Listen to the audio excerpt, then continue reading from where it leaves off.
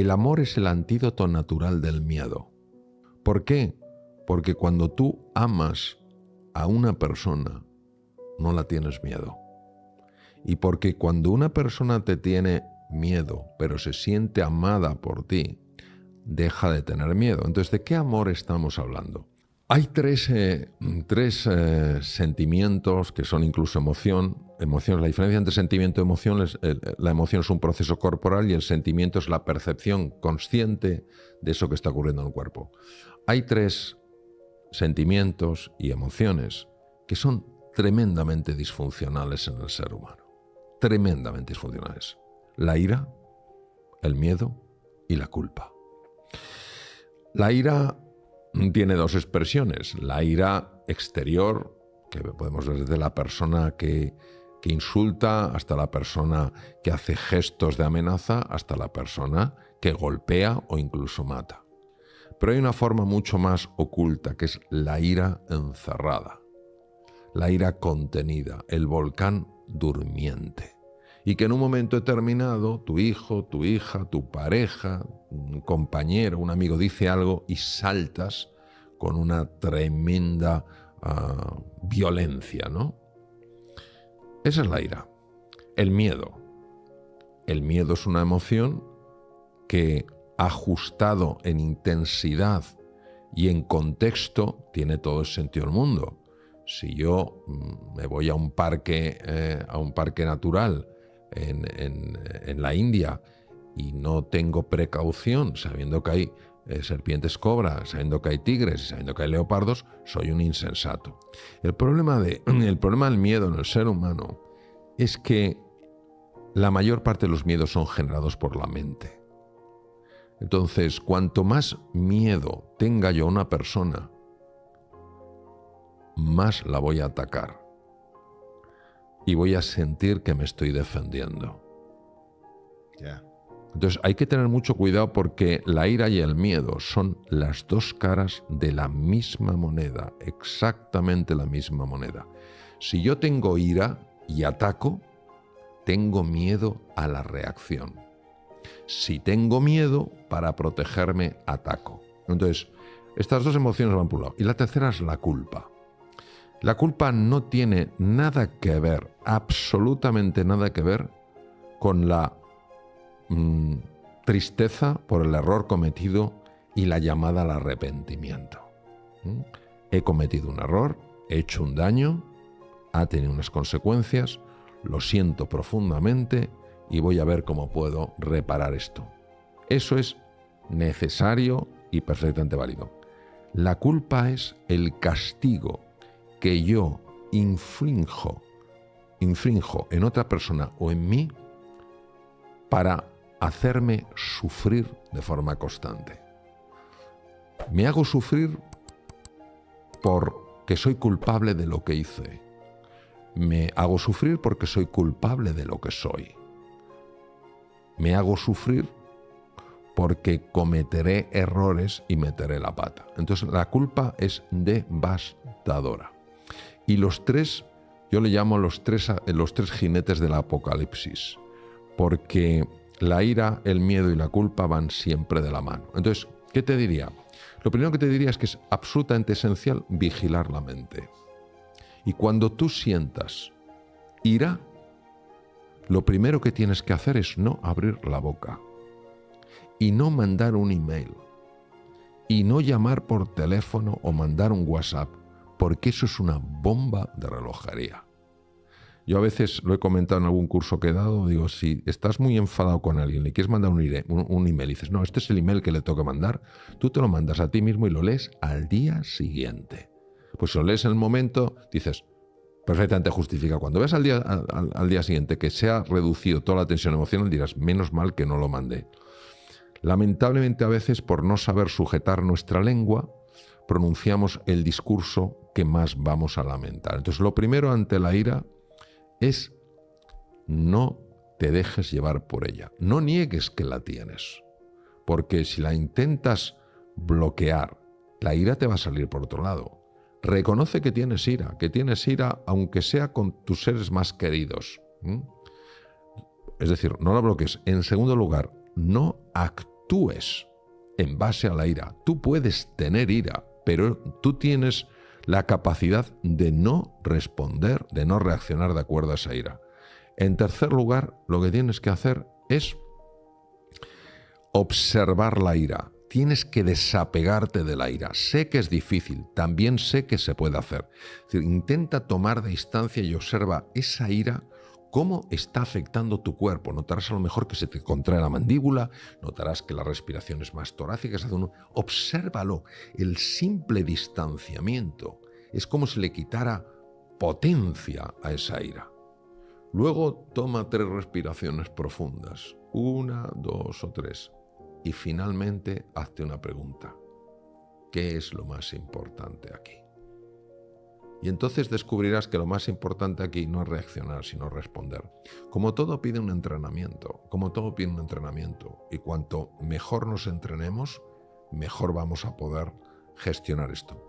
El miedo, exactamente lo mismo. Si la mayor parte de los miedos son absolutas creaciones de la mente para bloquearnos. Descartes, un filósofo de la talla de él, el padre de la filosofía racionalista, escribió una carta al final de su vida que decía: mi vida estuvo llena de preocupaciones, la mayor parte de las cuales jamás sucedieron. Es decir, todo lo que es la proyección de un futuro horrible, empezar a sufrir ya, esos miedos son verdaderas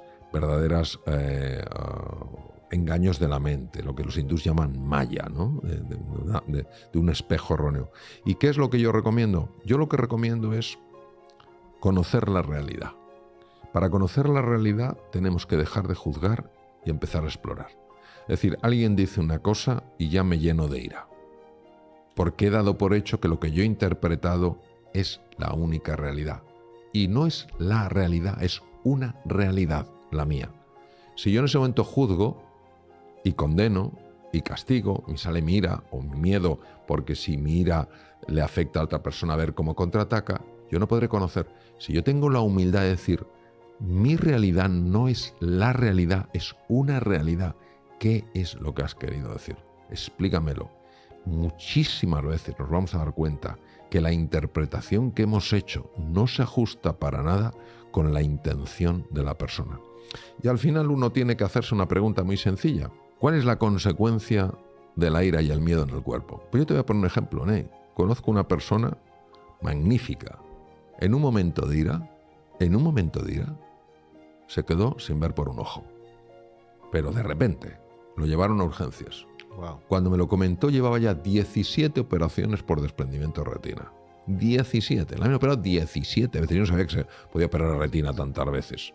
En un momento de ira, se te puede romper un vaso cerebral. Puedes tener un infarto de miocardio.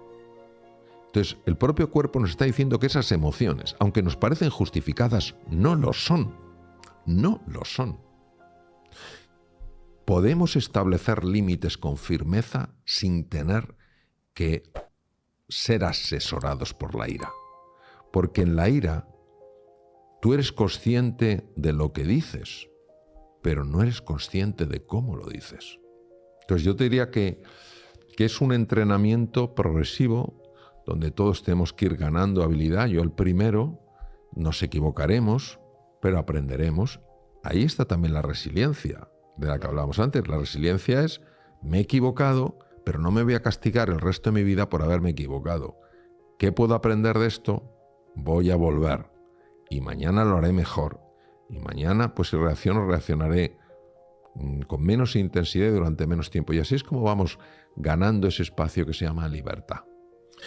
A mí me impresionó mucho algo que leí de San Pablo. Y decía al final: solo se os va a examinar en una asignatura, en el amor. Y yo la verdad es que me quedé muy sorprendido. Dije: oye, cantidad de cosas que te pueden examinar en la vida en el amor. Y en su canto al amor habla de la sabiduría, habla no sé qué, de dominio de las lenguas, y al final el amor. Entonces vamos a profundizar un poco en esta frase, para mí, tan sumamente acertada y profunda. El amor es el antídoto natural del miedo. ¿Por qué? Porque cuando tú amas a una persona, no la tienes miedo. Y porque cuando una persona te tiene miedo, pero se siente amada por ti, deja de tener miedo. Entonces, ¿de qué amor estamos hablando? No estamos hablando del amor como lo entendemos las personas, de forma que es un intercambio. Yo te amo si eres como yo quiero que seas. O cosas tan horribles que se oyen a veces, fruto de nuestra ignorancia, nuestra maldad, si eres así, Dios no te va a querer. Con lo cual, imagínate la imagen que tenemos de ese Dios, y no me extraña que tantas personas, lamentablemente, rechacen a alguien tan sublime, ¿no? Por esa conexión que han hecho. Entonces, ¿qué quiere decir? Que el amor es transmitirle a una persona: yo no te quiero por cómo eres o dejas de ser. Yo te quiero por quién eres. Yo te quiero por quién eres. Porque eres una persona digna de respeto, porque eres un ser humano. Y desde ese amor sí se pueden establecer límites y decir: hasta aquí no, pero yo no busco agredir a la persona. No estoy canjeando, tú te portas de una manera, yo te amo. Lo que estoy diciendo claramente es: estos son los límites. No está en juego el amor, pero sí está en juego a lo mejor que tú y yo sigamos juntos. Vamos a ver, primero tenemos que entender qué es la compasión, porque la compasión tiene muy mala prensa. En una ocasión, un director general de una empresa me dijo: Mario, yo no puedo tener compasión porque tengo 2.000 personas. Y me dejó bastante descolocado. La compasión tiene dos connotaciones negativas y erróneas en relación a lo que significa compasión. La primera connotación errónea es que la persona compasiva es una persona blanda, que todo lo deja pasar. Entonces, claro, se asocia a una debilidad. Es curioso porque en el taoísmo la compasión tiene un componente yin y un componente yang. El componente yin es el abrazo maternal y el componente yang es la firmeza. Pero tú eres firme estableciendo los límites, pero lo haces con amabilidad, no lo haces con dureza. Entonces, la compasión significa exactamente lo siguiente. Primero, entiendo que estás sufriendo. Para eso tiene que haber, previo a la compasión, tiene que haber empatía. No puede haber compasión sin empatía. Es decir, entiendo que estás sufriendo. No me lo dices, pero yo capto que estás sufriendo. Número 2, tu sufrimiento no es, para mí, indiferente. En tercer lugar, quiero ayudarte a reducir ese sufrimiento. Esa es la compasión. Pero fíjate qué bonito, Ney, que la compasión se diferencia radicalmente de la lástima, en que en la lástima yo me siento superior a una persona, mientras que en la compasión yo me siento exactamente igual a esa persona. Entonces, cuando la compasión se pone en marcha, uno no se ve como inferior a la otra persona, sino como cercano, como alguien que quiere compartir destino contigo. Entonces, la compasión es importantísimo desarrollarla, porque es el bálsamo que cura un montón de heridas. Respecto del autocuidado. El autocuidado brilla por su ausencia, entre otras cosas, porque fíjate, antes hablábamos de la ira, del miedo y de la culpa. Fíjate qué curioso, muchas personas, si se cuidan, se sienten culpables, porque asociamos erróneamente cuidarse con ser egoísta. Y esto lo he visto yo especialmente frecuente con mujeres, que si van al gimnasio, que si se cuidan, que tal cual, son egoístas porque tendría que estar en casa. No, todo el mundo necesita cuidarse. Hemos visto que la falta de cuidado favorece el estrés crónico. Entonces, ¿cuidarse qué es? Cuidarse es quererse, es respetarse y es valorarse. ¿Eso qué quiere decir? Quiere decir que si tengo que cuidar mi cuerpo, tengo que respetar mi cuerpo y tengo que valorarlo. Yo no puedo meterle basura. Lo mismo que no dejaría que echaran un cubo de basura en el salón más bonito de mi casa, en la habitación más bonita de mi casa. No lo permitiría. Entonces, lo primero es que tengo que tener cuidado con lo que como. O sea, yo me acuerdo una vez, estaba en Asia, me fui a comer unas galletas, tenía un hambre horrible, y las galletas miré y vi que tenían grasas trans. Las grasas trans están prohibidas, son tóxicas. Chico, pues cuidado, a la basura y me aguanto con mi hambre. Entonces, es el cuidado. Si veo que el ejercicio físico yo lo necesito porque pierdo masa muscular, las articulaciones sufren, el corazón sufre, etc., cuidarse implica querer mi cuerpo, pero también cuidarse implica querer mi dimensión psicológica, mi dimensión mental. Si yo me estoy castigando constantemente, me estoy recriminando todas las cosas que hago mal, si no soy capaz de reconocerme nada de lo que hago bien, si siempre estoy acusándome y declarándome culpable, ¿dónde está ese cuidado de la mente? Me convierto en mi peor enemigo. Y luego cuidarse también es la dimensión más espiritual, más anímica, es decir, cuidarse también implica buscar esa reconexión con el misterio, con la naturaleza, con los demás. Entonces, ¿por qué muchas veces no nos cuidamos? Primero porque no somos verdaderamente conscientes de las consecuencias de no cuidarse. Siempre le va a pasar al vecino. A mí esto no me va a pasar. Eso es lo primero.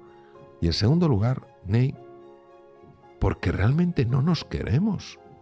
Nos aguantamos. Fíjate lo que dijo Blaise Pascal en el siglo XVII, el gran filósofo francés.